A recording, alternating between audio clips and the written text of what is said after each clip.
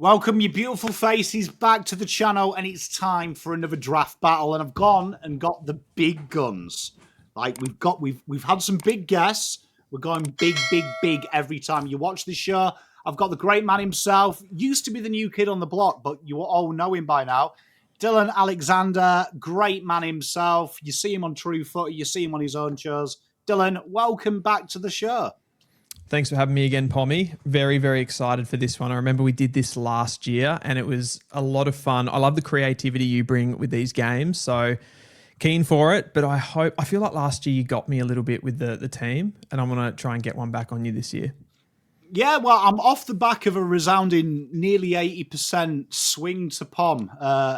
The last one they voted before the time of recording was me and Daz. And I don't know if that was home court advantage, but I managed to take him out.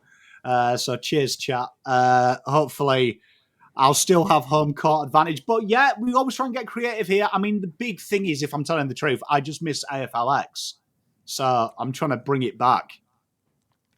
I wasn't really around for the initial AFLX when it sort of came in, so I'm probably like, I know that it's got this like cult following amongst AFL fans, and I probably don't feel it as much, but I love the concept, and particularly I feel like for these, when you make these smaller team type situations compared to say All Australian, these ones work better just because of the small amount of players.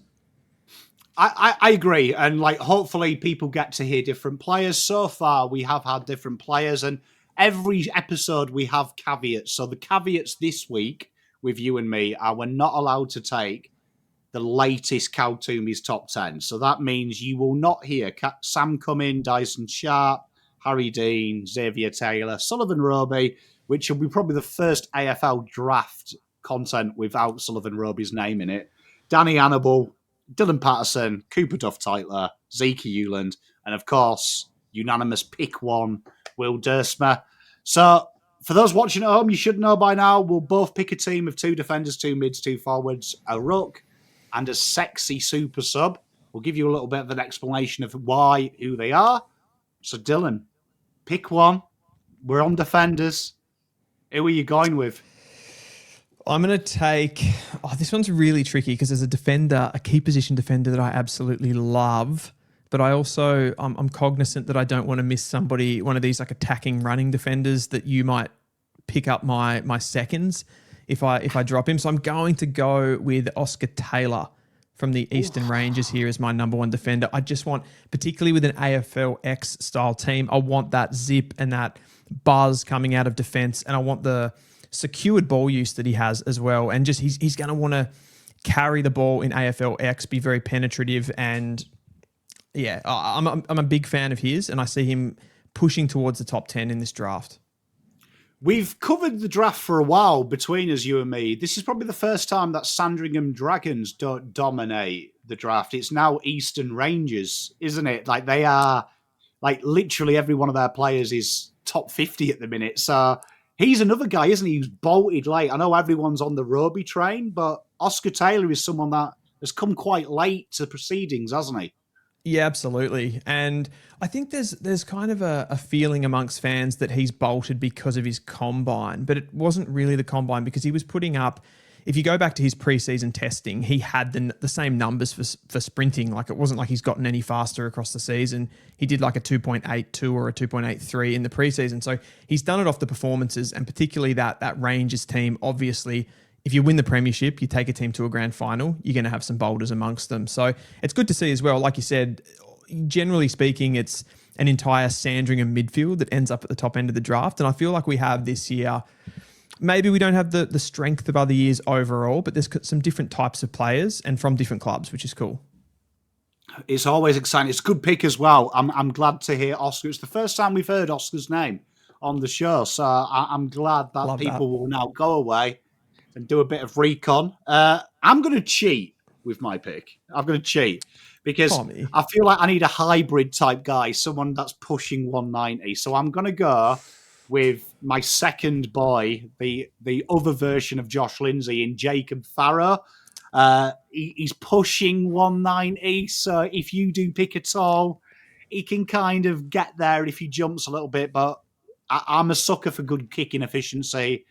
I really like how he's played at waffle level as well. Physically looks ready. And look, as a Carlton fan, I don't see people hit targets very often. So I'm genuinely excited about having a team to support that just hits Love it. targets for fun.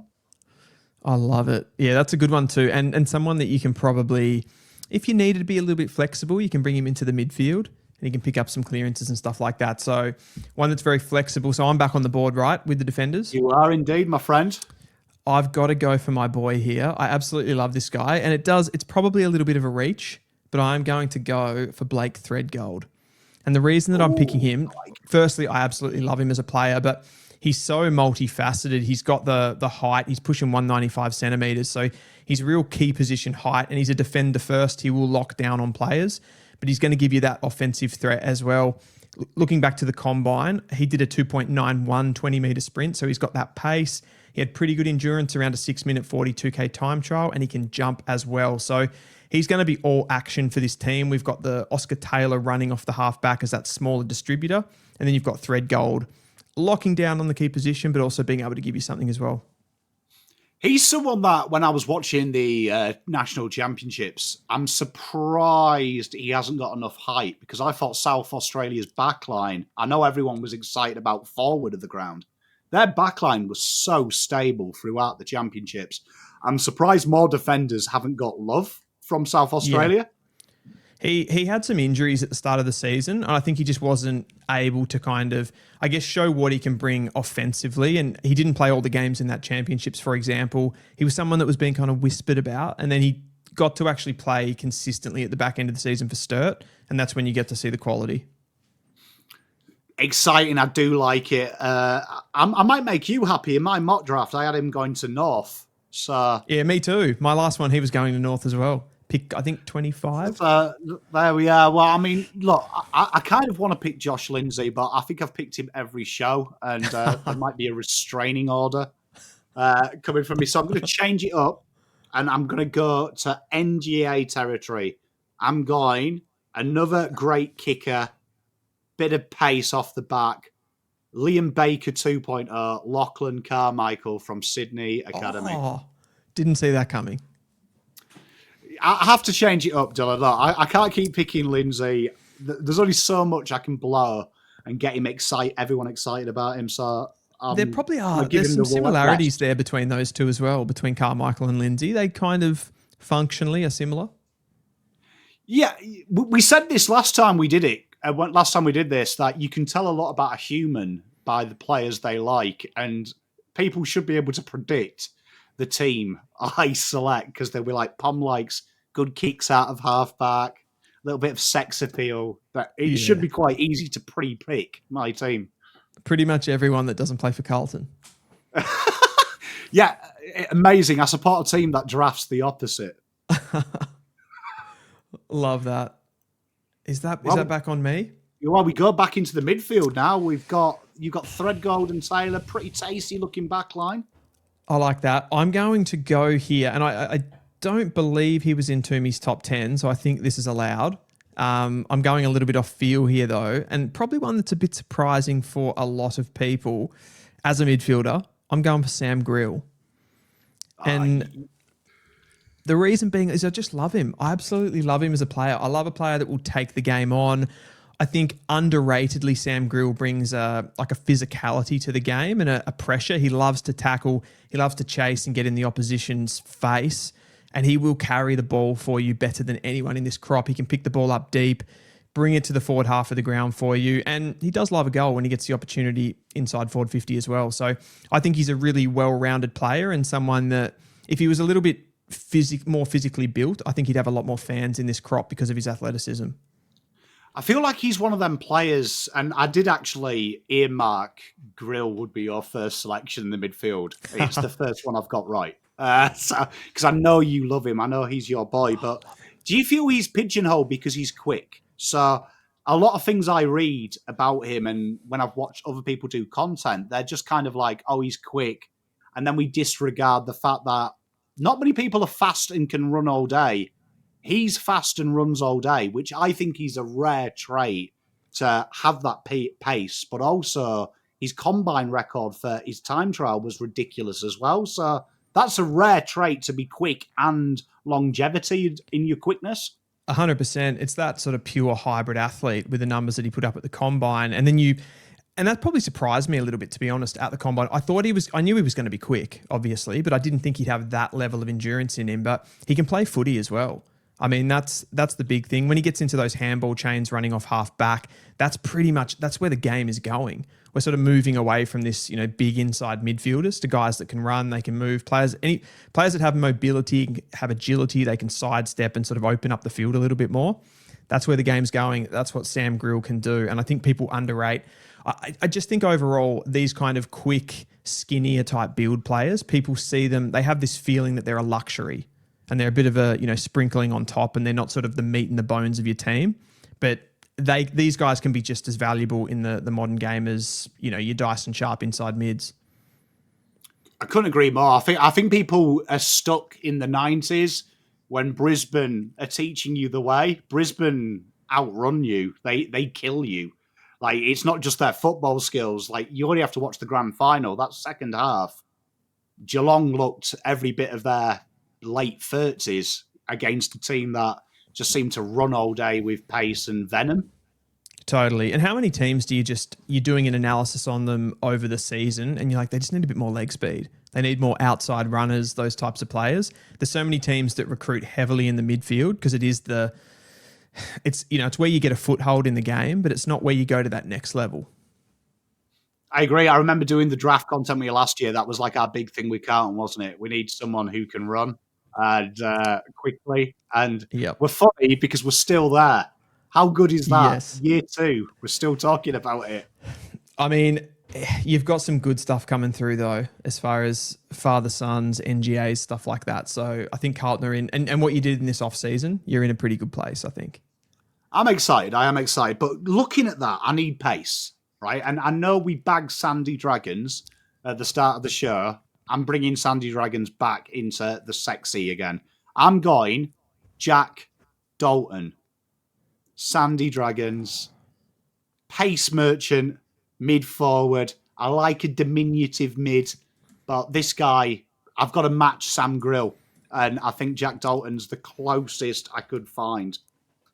I've got a soccer comparison for you here, Pommy, for Jack Dalton. He's a bit of a Xherdan Shaqiri. Ooh, build wise. I don't mind it. I don't mind. Hey, tell you, it's not often someone puts a football reference on here unless it's me. I'm impressed. I hear the word diminutive and I think of Xherdan Shaqiri. Okay, my pick. Oh, sorry. He's good. No, sorry, I was going to say he's good. I think Jack Dalton's one of the guys who hasn't got any love this draft. Yeah, it's that same thing. I mean, it's not the same as Grill, but it's sort of, he doesn't have any one characteristic that's outstanding. He's sort of an 80% for everything. And people tend to forget about those guys, and they do tend to slide a little bit because they haven't got that, I guess, like maybe one superior sort of AFL attribute that you kind of need to go, say, top 10 or top 20. But certainly a good player, a consistent player, and his back half of the year was probably as good as anyone's. I'm going to Sandringham Dragon W here, come back at you with Rory Wright. Another one of my boys he seems to have slid a little bit in this kind of back half of the year. I can still see him going amongst the top 30. Played more of a defender in the back half of the year, more of that sort of medium intercept distributor type, but I think he can step into the midfield. He loves a clearance. He loves the physicality of the game. So he can go in there and kind of win you that, and he uses his foot skills to sort of get you out of the midfield, which is really important. And he, alongside Sam Grill, I think that's a nice kind of mix there. One of them sort of more of that big physical body. Do you feel like me that last year it was GMV, wasn't it, in the final with Sandringham, and Sandringham beat them? GWB, yeah. Yeah, and because they lost, it felt like all the Rebels players just got forgotten about in the draft. Is there a bit of Sandringham happening here, do you think? Because I know, like, obviously Sam Lawler went number 1, but outside of that, none of them really got picked up until later on, wasn't it? It was like Fall Hannaford was the bolter, but it kind of everyone forgot all about them. I feel, I reckon what like in the actual draft, I think those guys went relatively high. Like I think 4 went above where he was expected to go. But probably that time, like that we're in now, which is between the end of the season and the draft, they started to drop off a little bit. I think people then start to forget about that end of the season and they start to think about guys like that were kind of rated more highly at the beginning of the season and see where they lie. But when the draft actually came around, I guess, yeah, you had Fall at 14. Hannaford, I think, was like 18, 19, around there to the GWS Giants. So potentially. And I think Rory Wright kind of fits that bill in that he was probably seen as a higher talent earlier in the season. And then kind of, he didn't have the greatest champs. I think that was the thing that was against him. I just love the way he plays football. I watched him a lot in the APS system this year. One of the best players for Caulfield, who did really well and played pretty consistent footy for Sandringham overall. And probably just, if there's one thing that he lacks, it's speed, but I've got Grill in there to go with him. Well, I mean, when you've got Grill next to him, you can play me next to him and the midfield will look fast. So, I mean, that helps. I'm going to go with a similar tact to you. I've got Dalton there, so I've got my Energizer Bunny, got my guy who's a ball of energy. I'm going to put a guy that I think is getting a lot of hate for his back end. And if you've watched the Pommy show, you know I've got a conspiracy theory that the Hawks are doing this. I'm going to bring in Ollie Greaves, my contested mid who kicks goals for banter, and I can't believe Cal Twomey hates him and he doesn't have him in the top 10. So I'm bringing him in. Ollie Greaves. So wait, who was your second midfielder? Jack Dalton. Dalton and Greaves. That's a good combo. Can run all day. It is, yeah. And I don't know if you're familiar with my conspiracy theory, but I just believe that there is something going on with the last 4 games Ollie Greaves played that it's amazing. Every draft board power ranking suddenly has Greaves at Hawthorn's pick. Pomspiracy. Hawthorn have rigged the draft. So you reckon, what are we saying here? That they've spoken to Greaves and he's committed to them? Yeah. I would say if he had continued his season's form, the last 4 games when everyone started to care about the Coates League, I reckon we'd be talking about top 5. I feel like everyone watches them last 2 games and go, oh, he didn't run backwards though. He looked tired. Seems a little bit sus that Hawks have the pick where he is. And he was just ineligible for NGA. I don't think he particularly suits Hawthorn that much at the same time. I mean, there's always a point where talent becomes too heavy and you're going to take any player even if you don't need them. But I sort of have it in my head that Hawthorn will take someone that can kind of give them something a little bit more on the outside, that kind of Hibbins Hargraves or Sam Grill even if he was to slip through. So I thought they might go a different way. As far as Greaves, I do get it. I mean, the performances are pretty incredible. But I said this about Josh Smiley last year, that some of these bigger bodied mids, I feel like they can supercharge their numbers a little bit because of their physicality and their size and being able to push the smaller guys around a little bit more. I think some of the goals get elevated from these bigger bodied mids. Like if you look at Sharp, Smiley, Greaves, these types, they can kind of kick goals from forward 50 stoppages that they might not be able to kick at the AFL level. And I do think there are, like, some of those concerns are reality, just that, you know, is he going to be able to go with those top end athletic mids at the top level? I think that still is a question mark, but you can't doubt his ball winning ability. What he can do from stoppage, I think, is great, and how he can facilitate. He's working with Sam Mitchell though, Dylan. That's got AA written all over it. It has. Yeah. Sam Mitchell gets him under his wings, and we all complain no one took him earlier. But that's my Pomspiracy. Hawks are doctoring the draft. Love it. So that's me. Forwards? Yeah, we're in the forward line now. I think I've got to take, with my first pick, otherwise you're going to do it, I'm going to take the mullet, Lockie Doverston. The flying mullet. I need a good quality small forward, and I think he is the one that has elevated himself above all others this season.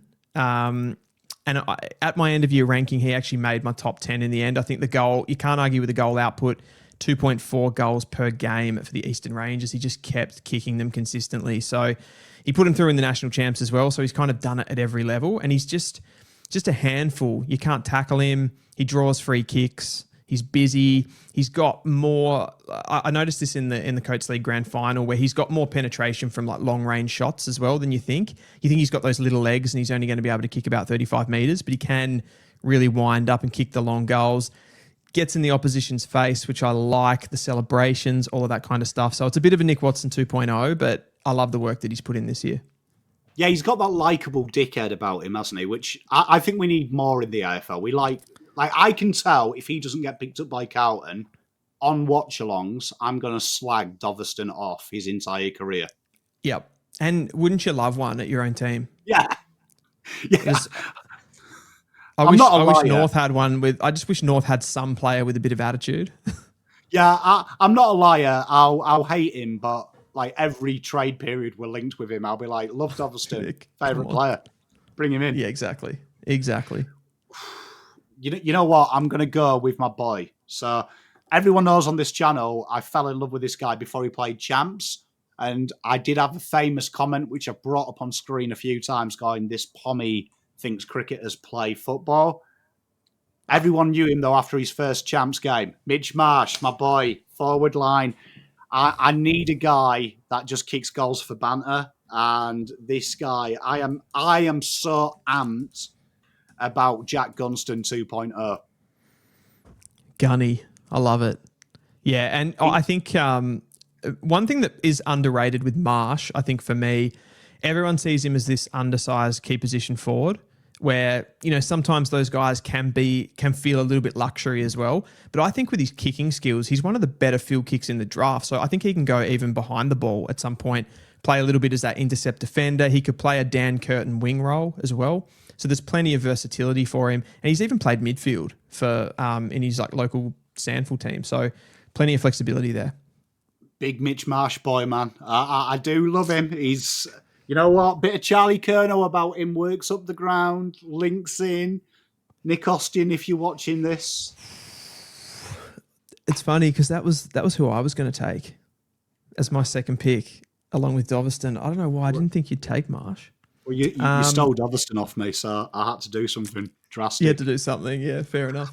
I mean, I think the obvious one here would be to go a key position player and just take the low-hanging fruit, which would be Aiden Schubert. I'm going to do something weird here, though, and it's because I really want to get this guy into my team. I absolutely loved him earlier in the season, but he did a knee injury.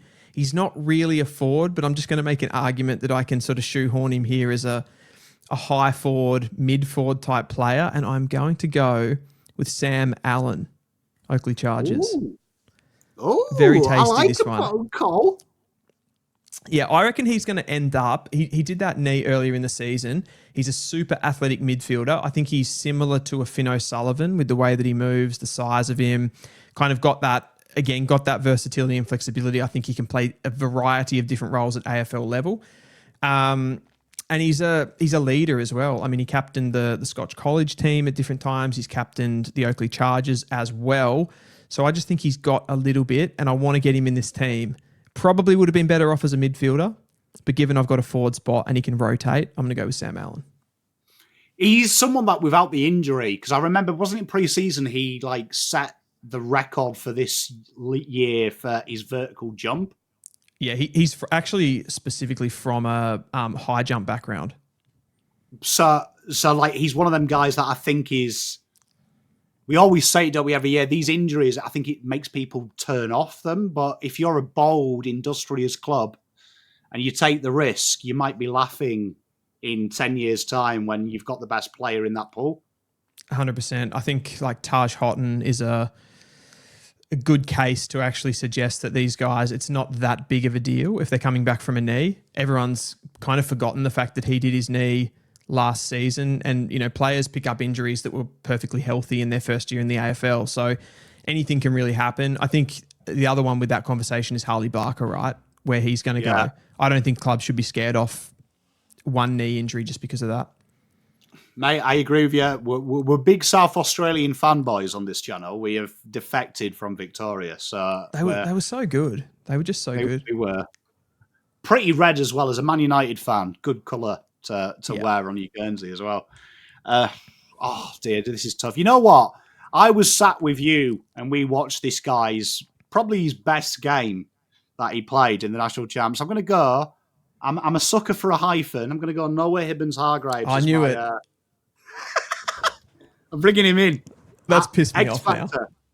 now. I love that. Well, I like my forward to be anonymous for 3 weeks, but then when he turns up, everyone buys the shirt and we say he's a world-class talent. So I'm a big Noah Hibbins-Hargraves man, and it's probably the poshest name I've ever seen. Yeah, right. Noah Hibbins. I never thought about that as a posh name. Well, yeah, Noah sounds like... I always think biblical names, you come from a really good family, don't you? Yeah. Yeah, for sure. I don't know too much about his background. Private school written for him, but yeah, I'm bringing him in. I love it. I'm jealous. I kind of, should I have had him? I'm happy with Sam Allen, though. I wanted to get a bit of love in there for Sam Allen. And then we move on to the rucks. We're on the rucks, yeah. This is tough. I mean, outside of Cooper Duff Tytler, what do you do? I think I'm going to go for a genuine ruck. Again, it's AFLX, so I want that athleticism. I want someone that's tenacious, is at it and going to follow up at ground level. I'm going to go for South Australian Sam Ainsworth, who I want to say he was All-Australian. Was he All-Australian in the end? Yeah, I thought so. He was fantastic. I mean, he beat all of these coming in to this draft, all of these highly anticipated rucks like Louis Emmett, Cooper Duff Tytler, your Curtins, your Benji Van Rooyens who were playing in the champs. He beat all these guys. Taj Murray, even for the Allies. He got on top of all of them and just sort of willed himself into the game. And I love the mentality of him. I just think he was so hardworking, so admirable. And I think a team, because of that, will take him. I think he'll be a late draft pick or a rookie, but someone will take him. We talked about him on the live last weekend, that him, Ainsworth and Jesse Mellor are the two All-Australians that no one talks about. And This was another Pomspiracy. Geelong have managed to hide the fact that this guy was one of the best 22 players in the country, and they've somehow got him as an NGA and no one talks about him. And I've seen loads of mock drafts that don't even have bids on him in the first 40. And I'm like, what is going on? Yeah, my only answer to that with Jesse Mellor would be that he's maybe that weird sort of like positionally he's a bit strange. Like he's that medium forward that's not a... like the hype player at the moment is obviously that kind of mid forward. They are a medium forward, but they're more of a midfielder like the Roby sort of type and the Sam Lawler type. But Mellor's more of that pure small forward, but he's still a medium height. I think there's always that question of, do we want someone that's actually a little bit more lower center of gravity and a little bit more diminutive, like the Doveston size that's got quicker feet and not necessarily in that position. They don't necessarily have that kind of power and a little bit of extra size. Something I always think, though, Dylan, is going to Geelong. And Geelong have this horrible habit of turning in a player that no one likes into an All-Australian. Absolutely. Absolutely. It's a scary thought. It is tough. I'm going to stick to my guns. Zach McCarthy, I think, incredibly underrated. And I think this is another case of, if you're not fashionable and you're an NGA, no one cares. But I think Zach McCarthy looks exactly what Collingwood are trying to build. I can't think of a better player to learn off than Darcy Cameron for Zach McCarthy as well. But incredibly athletic, and there is all them traits that make you excited when you start to think of a 5-year plan with Zach. I think his work rate and the fact he can go forward and kick goals makes him a very intriguing prospect. So I do like a bit of Zach, and I think he fits my sexy team very well. I like that. And definitely a mobile ruckman, someone that can swap and play forward and all of those sorts of things, can run, can jump. So he's got all the athleticism there. I didn't expect you to go with a Collingwood flavour, though. Didn't think you'd take it up with the enemy. Look, everyone knows, even though they are the enemy, they're a likeable enemy for me, unfortunately. I've got a lot of Collingwood friends of this channel, and they've kind of softened me up in my old age.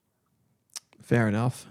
I do feel like it's probably the Craig McRae era, I feel, where they've just become a little bit more likeable. Like I somehow bandwagoned them in that 2023 grand final, which seems strange now in retrospect.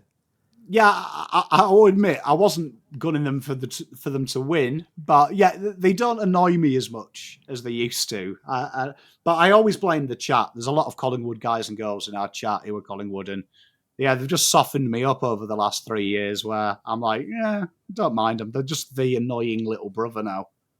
Yeah, they're relatable. It's weird. Well, now we're on the super sub, so you can pick anyone. This is your game changer, your guy you're bringing on, and the crowd go wild. A sexy pick. Actually, this one's easy then. The sub is easy. I'm taking my boy, Harley Barker. I'm taking 2 knee injuries into this AFLX team. Harley Barker's the perfect sub, man. He's going to come on, run up and down that wing all day. He's pacey. Opposition players can't go with him. And he's going to find some... Ollie Dempsey, like, when the ball actually hits the deck, I don't think Ollie Dempsey is the greatest, footballer going around. Not the greatest of dexterity to pick up those kind of, tricky loose balls and stuff like that. But you get matchups out on the wing against teams where you just have such an athletic advantage. And I think Harley Barker's going to find that when he comes into the AFL as well. Just being able to jump like that, being able to run at that speed consistently with the endurance base, I think he's going to hurt opposition teams. He brings a lot defensively as well, Harley Barker, which I think is something that people kind of sleep on with him. So I wouldn't worry about the knee. I'm taking him here. Yeah, we've talked about him way too much on this show with the injuries. I think if he wasn't injured, that national championships was everything he touched was either a goal for himself or a goal for South Australia. And in an era where we love a tall wingman that can mark, has pace, kick goals, change the game, I'm shocked people aren't talking about him in the top 10, because I actually think if I had 2 picks in the top 10, I'd take the risk, because I actually think this guy could be a top 5 talent had he not got hurt when he did. I think the back end, he would have just taken the mick and we would have been talking top 5 talent. Yeah, I couldn't agree more. And I think these are the sort of players that, again, similar to what I said with Sam Grill, they can feel a little bit luxury. But given there are, 4 teams in the top 10 that have double picks, I think he'd be the perfect player to pair with someone. Like if you went a Sullivan Roby and a Harley Barker, for example, with your top 2 of your top 10 picks, like what a pairing. I'm with you. I think whoever gets Barker is getting a real bargain. And I think there's a few teams that have picks around where Barker could be. Geelong are one of them that really anger me, but they're the type of team that will take the punt. GWS, another one that will take the punt and go, look, we'll just shelve him for a year and we'll be all right in 2027. He'll be fine. That's actually so annoying because, there's a handful of these players around this mark. I find Hibbins Hargraves a similar one that you picked before, but they're going to fall into that probably, 12 to 20 range, and a team that's really good is going to get them. Yeah, you can see it, can't you? Like, Harley Barker just screams like GWS type player, like, where GWS don't care about your power rankings. They don't care about order. Hannaford last year, case in point. And they just select the talent they want and they don't care and they'll move on. And Barker looks like the perfect GWS player, doesn't he? I can see Barker 2027 dictating that transition football with Darcy Jones on the other wing, and suddenly they're a top 4 side that no one can stop. Couldn't agree more. I love him. Yeah, I hate football sometimes. It's so predictable. It is. Well, I'm basing this that if it's AFLX, we're probably at the Marvel Stadium, right? And there is a certain player that always jumps off the page at Marvel, Marcus Bontempelli. So I need a Marcus Bontempelli type. So I am going to go with a guy that, in an era where we like comparing players to other players, I'm going to go with Audi Timu, Marcus Bontempelli, Riley Onley. Wow. I've never heard him be compared to Marcus Bontempelli. Talk to me about that.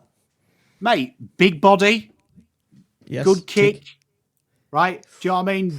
Strong through the core, can go forward as centre kick goals, seems to defy his body type, the way that he moves. He moves so gracefully.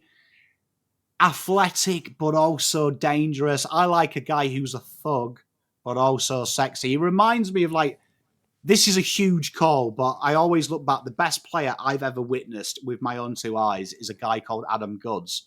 And the reason I liked Adam Goods is he was class and sexy, but also an arsehole as well. He'd do the dirty, the dark arts. Riley Onley's that type of player. He's got the endurance, the ball winning, the tackling, the dirty, but he's also got that just element of class. And he's that beautiful size, 195, that we seem to love in this league. Players that are big that can do something else other than being big. And I think Onley is that type of player for me. If I've got a pick in the late 20s, early 30s, I think you can't get many better players of his caliber. I almost agree with everything that you've said there, because I do feel he's being slept on because what he does provide athletically. When he wins the centre clearance, he looks a bit like he's been fired out of a cannon. He's got that real genuine explosiveness with that big body. I think he's actually, in that sense, he's better than these other guys that we're talking about, like Roby and stuff up the top end of the draft. But I wouldn't share the same thoughts on his kicking. I feel like that's a little bit more, his technical skills are a little bit more raw for me, and probably something that I feel he needs to work on. And for me, that's why I think I've got him sort of sliding a little bit more. But if you could tidy those things up for me, if you could bring them to the next level, the kicking skills, you got a serious player. So I reckon he is going to go, you could see him being a top 20 pick. You could see him eventually going as a top 20 pick. Someone just going, I'm just going to take him and fix these problems. I always say it, good clubs, they can teach you them things. Like I like the way that he does throw it on the boot. I think in the modern day era, I look at Bontempelli. I think Bontempelli does that as well. Like I always compare these inside mids. I'm not expecting Josh Lindsay. I'm expecting, do you drive us forward? And I think it's something you could tidy up, because his cleanliness, the way he takes tackles and handballs to a runner, that's modern day footy, isn't it? Like, totally. And fans get this confused a little bit too, I feel, with kicking, because Josh Lindsay's a great kicker of the football, yes, but he's able to dictate from the back half of the ground in a lot of time and space. You push Josh Lindsay on ball, his disposal efficiency or his kicking efficiency is going to just come skyrocketing down straight away. So positionally, like some of these guys, when you're talking about the best kicks in the competition, it's not just as simple as saying the halfback flanker is the better kick. I mean, the guys this year in the draft that we're talking about as the best kicks, we're always talking about Lindsay, Farrow, Oscar Taylor, and where have they played most of their football this season? At halfback, where they've got the time to be able to do it. It's something we say in AFL level, because I know everyone always raves about Dan Houston, but it's the case when you're going at 70% uncontested off halfback, you should be able to hit a target 90% of the time when the nearest player to you is the guy watching the goal umpire. Like, it's a travesty if you're not going at the high 80s, I feel. 100%. So that's a factor in that. And you're not necessarily... When these guys get to AFL level, they are going to be tested again, and it's going to have to improve again because the pressure's higher. Trust me, as a Carlton man who watches a lot of VFL, the amount of players that look like Gary Ablett Jr. at VFL level, and they come and play in the AFL, and they're promptly working at Woolworths in 2 years' time. Spot on, Dylan. I've seen it so much, mate. Love that. Well, chat, they're your teams. There is a poll on there. Vote who you like. Both very strong teams. If you go into the description, Dylan's links are on there. I highly recommend it, because Dylan, throughout the year, puts in more work than most. Great breakdowns. He comes up with weird matrices as well, which really help you get a better understanding of what we've just talked about there with Onley. Different types of midfielders. Just because you're a midfielder doesn't mean you're comparable with another midfielder. It is more nuanced than that. Dylan, respect your work. Love everything you do. Thank you for coming on. And can't wait to catch up with you, because you are part of our live mock draft, where you'll be in charge of some teams coming up next week, which I can't wait to do. Mate, everything you said, just back at you as well. Love your work and the mock draft. I had so much fun doing that last year. I reckon that's a great concept, so can't wait. I can't wait, mate. We've got more new guests as well this time, so it's going to be even harder. We can't manipulate it with preordained friendships, which people have complained about with me before. But I'm looking forward to it, mate. Can't wait. And make sure you go and head on over to Dylan. Give him a like and subscribe. Make sure you subscribe to this channel. We'll see you with another draft battle coming soon.